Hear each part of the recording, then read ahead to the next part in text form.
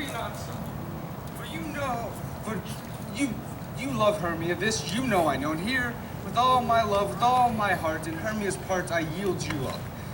And it Helena's to me bequeathed whom I do love, and will do till my death. Never did mockers waste more idle breath.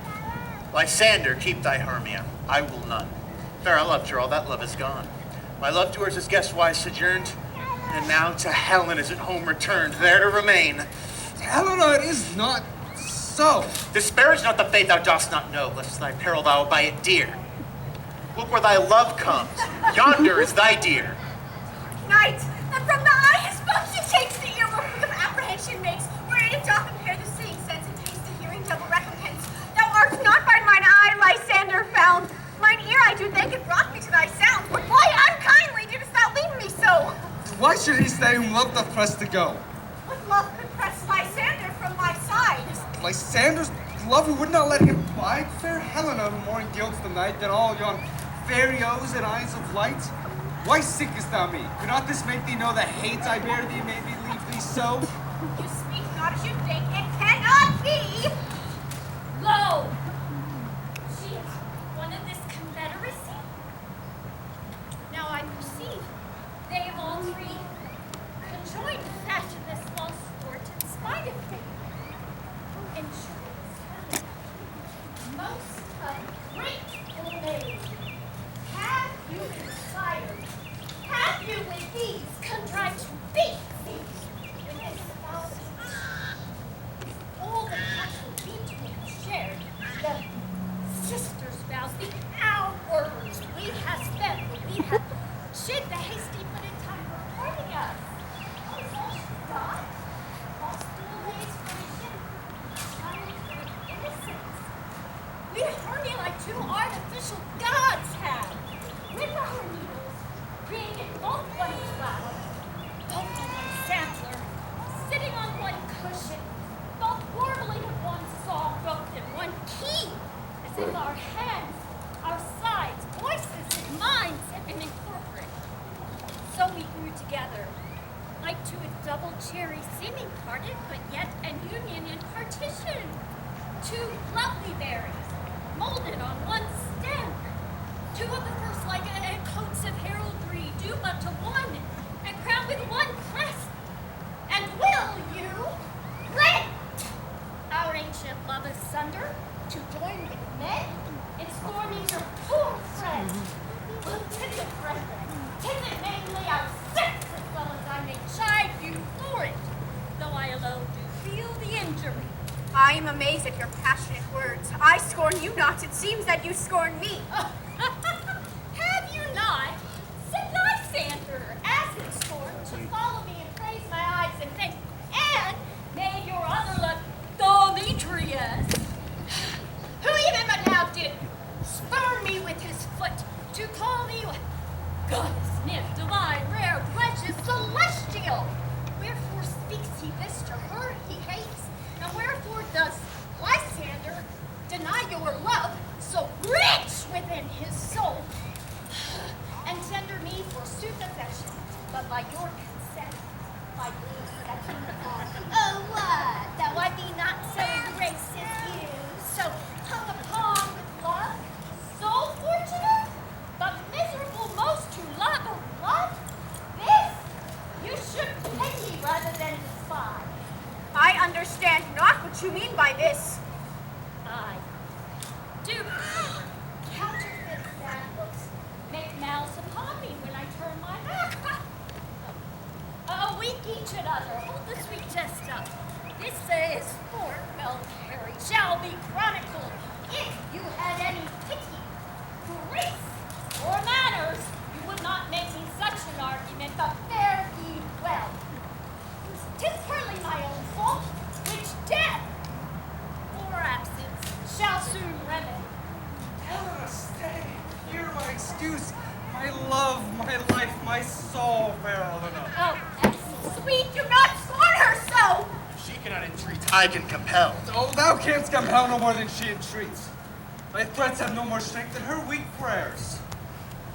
Fair Helena, I love thee, by my life I do.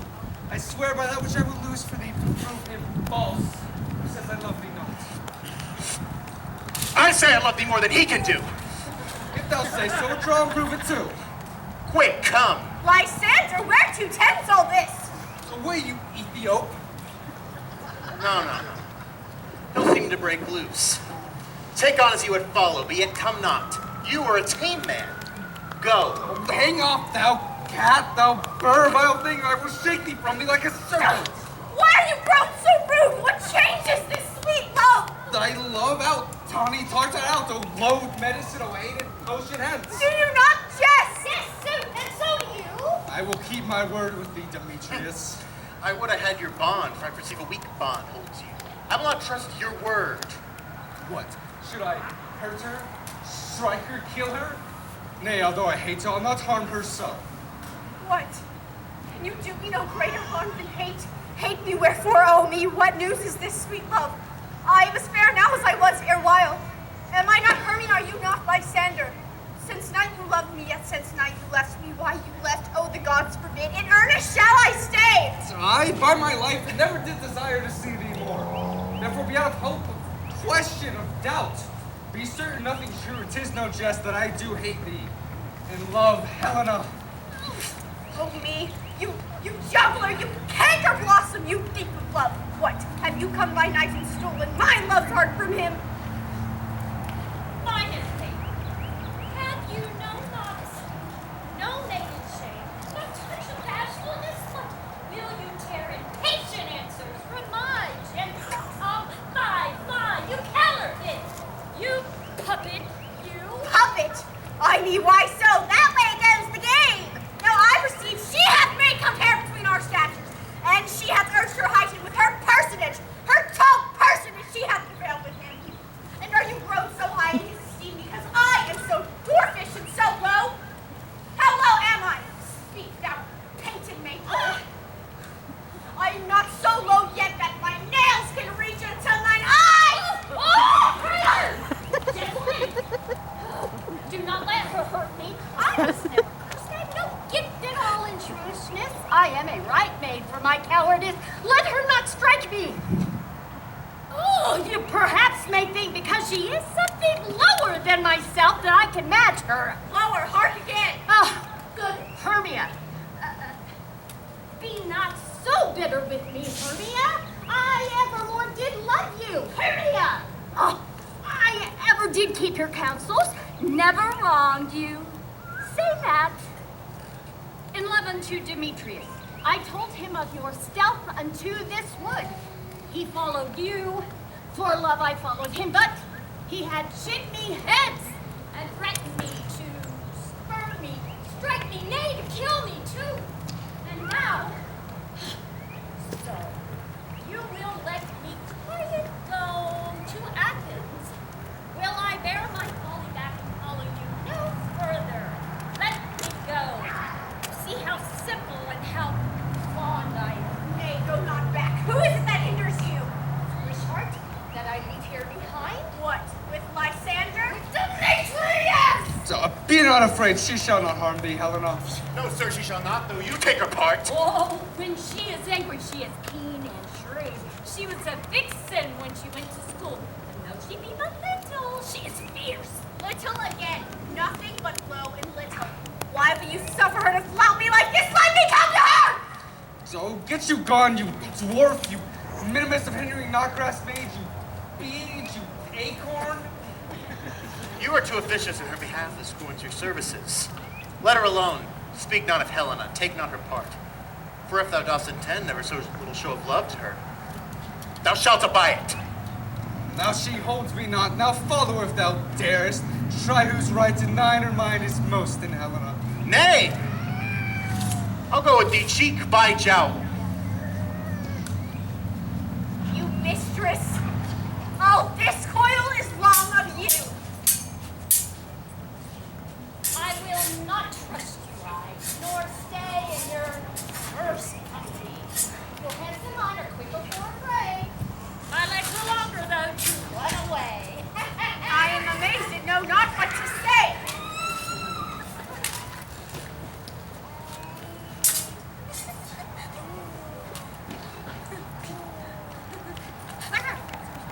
This is thy negligence. still thou mistakest, or else thou committest thy knaveries willfully. Believe me, King of Shadows, I mistook. Did not you tell me that I would know the man by the Athenian garments he had on? And so for blameless proofs my enterprise that I have anointed an Athenian's eyes. And so for am I glad it so did sort, as this their jangling I esteem a sport. Thou cease these lovers seek a place to fight. Hie therefore, Robin, overcast the night.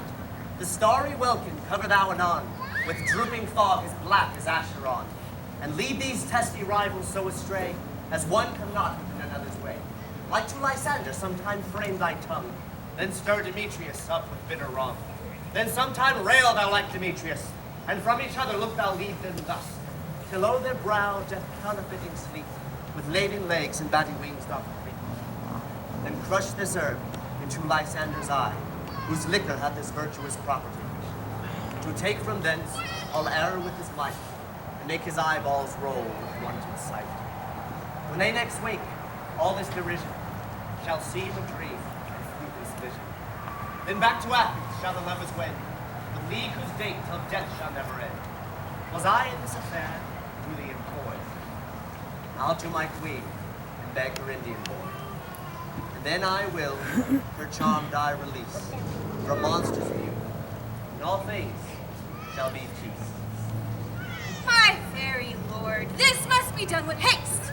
For night swift dragons cut the clouds full fast, and yonder shines Aurora's harbinger, at whose approach ghosts wandering here and there troop home to churchyards. Damned spirits all that in crossways and floods have burial, already to their weary beds are gone. Their fearless day their shame should look upon. They willfully exile themselves for light, and so forth must I consort with black-browed night. But we are spirits of another sort. I with the morning's love have oft made sport, and like a forester the crows may tread, even till the eastern gate all fiery red, opening on Neptune with fair blessed beams, turns into yellow gold his salt green stream. But notwithstanding haste, make no delay, we shall effect this business yet ere day.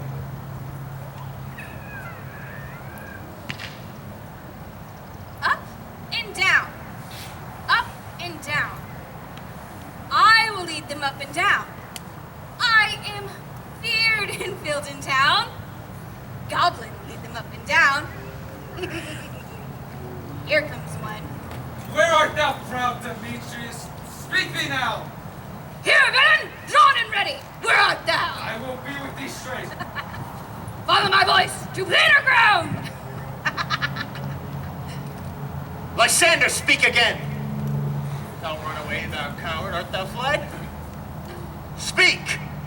In some bush, where dost thou hide thy head? Come, thou coward.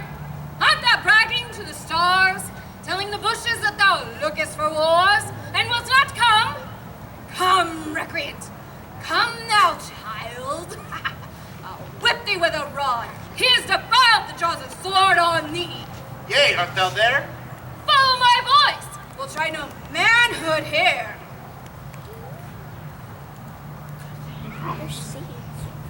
Oh, he goes before me and still dares me on.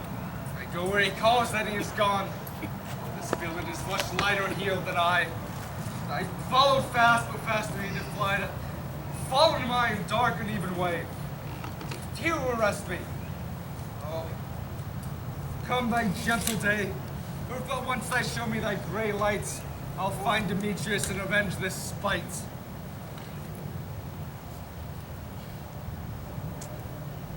Oh, coward! Why comest thou not?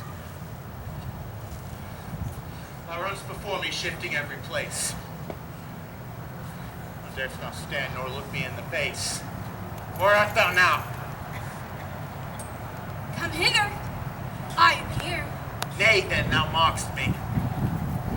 Thou shalt buy this deer if ever I thy face by daylight see. Now go on thy way. Faintness constraineth me. Measure out the length of this cold bed. My day's approach, look to be visited.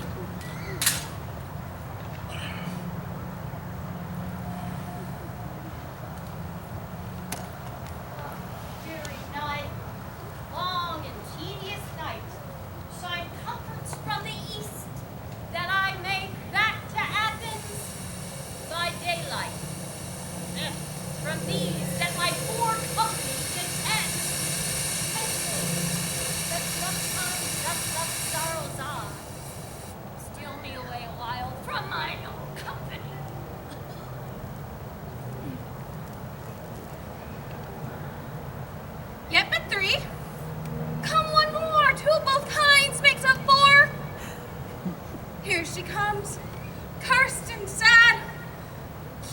a knavish lad, thus to make poor females mad.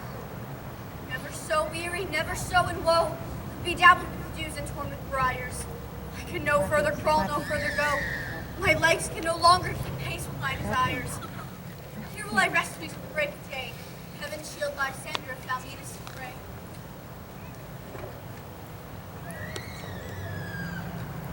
On the ground, sleeps down. I'll apply to thy eye gentle lover's remedy. When thou wakest, thou takest true delight in the sight of thy former lady's eye.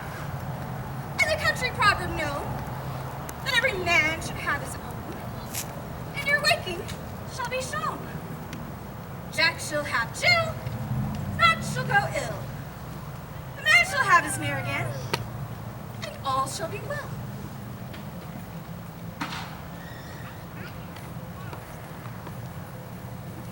Come, sit thee down upon this flowery bed, while I thy amiable cheeks do coy, and stick musk roses in thy sleek smooth head, and kiss thy fair large ears, my gentle joy. Well, where's Peas Blossom? Ready? Scratch my head, Mademoiselle Peas Blossom. Where's Cobweb? Ready? Good Mademoiselle Cobweb. Fetch your weapons in your hand and kill me the red-hipped humblebee on top of a thistle. And, good Mademoiselle, bring me the honey bag. Do not fret yourself too much in the action, good Mademoiselle. And, Mademoiselle, bring me the honey bag. Be careful that it does not break, for I'd be loath to see you covered in honey bags, Senorita. Where's Mustard Seed? Mustard Seed, give me your neef, good Mustard Seed. Pray you, give me your courtesy, Mademoiselle. What shall I do? Nothing but to help Calvary Cobweb to scratch. Methinks I must to the barber, that I am terribly hairy about the face. And as I am a tender ass, if my hair do but tickle me, I must scratch. What, wilt thou hear some music, my sweet love? I have a reasonably good ear for the music. Bring on the tongs and bones. Or say, sweet love, what thou desirest to eat? I could go for a peck of provender. I could munch your good dry oats. But methinks I have a great desire for a bottle of hay. Sweet hay, good hay. That's no fellow. I have a venturous fairy that shall seek the squirrel's hoard and fetch thee new nuts. I'd rather have a handful or two of dried peas. But I pray you, have none of your company disturb me. I have a great exposition of sleep coming upon me. Sleep thou, and let me wind thee in my arms. Fairies, be gone, and be always away. So doth the woodbine the sweet honeysuckle gently entwist. The female ivy so enrings the barky fingers of the elm. Oh, how I love thee, how I dote on thee. Welcome, good Robin. Seest thou this sweet sight? Her dotage now I do begin to pity. For meeting her of late behind the wood, seeking sweet favors for this hateful fool, I did upbraid her, and fall out with her. For she his hairy temples then had rounded with coronet of fresh and fragrant flowers, and that same dew, which sometime on the bud was wont to swell, like round and orange pearls, stood now within the pretty floweret's eyes, like tears that did their own disgrace bewail. When at my pleasure taunted her, and she in mild terms begged my patience, I then did ask of her changeling child, which straight she gave me, and her fairy sent to bear him to my bower in fairyland. And now I have the boy. I will undo this hateful imperfection of her eyes. And gentle Puck, take this transformed scalp from off the head of this Ophidian swain, that he awakening when the other do, may all to Athens back again repair, and think no more of this night's accidents, but as the fierce vexation of a dream. But first, I will release the fairy queen. Be as thou was wont to be, seest thou was wont to see. Dion's bud o'er Cupid's flower hath such force and blessed power. Now, my Titania, wake you, my sweet queen.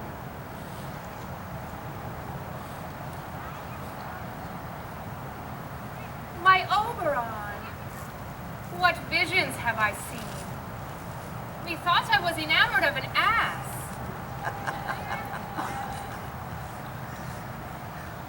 There lies your love. Oh, how came these things to pass?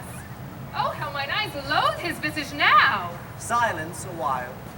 Robin, take off this head. Titania, music call and strike more dead. Then calm and sleep of all these 5%. Music ho, music such as charmeth sleep. When thou wakest with thine own bull's eyes peep. Sound music, come my queen, take hands with me, and rock the ground whereon these sleepers be. Now thou and I are new in amity, and will tomorrow midnight solemnly dance in Duke Theseus' house triumphantly. And blessed to all fair prosperity, there shall the pairs of faithful lovers be, wedded with Theseus, all in jollity. My fairy king, attend and mark. I do hear the morning lark. Then, my queen, in silence sad, trip we after night today. We the globe can compass soon, swifter than the wandering moon. Come, my lord, and in our flight, tell me how it came this night that I sleeping here was found with these mortals on the ground.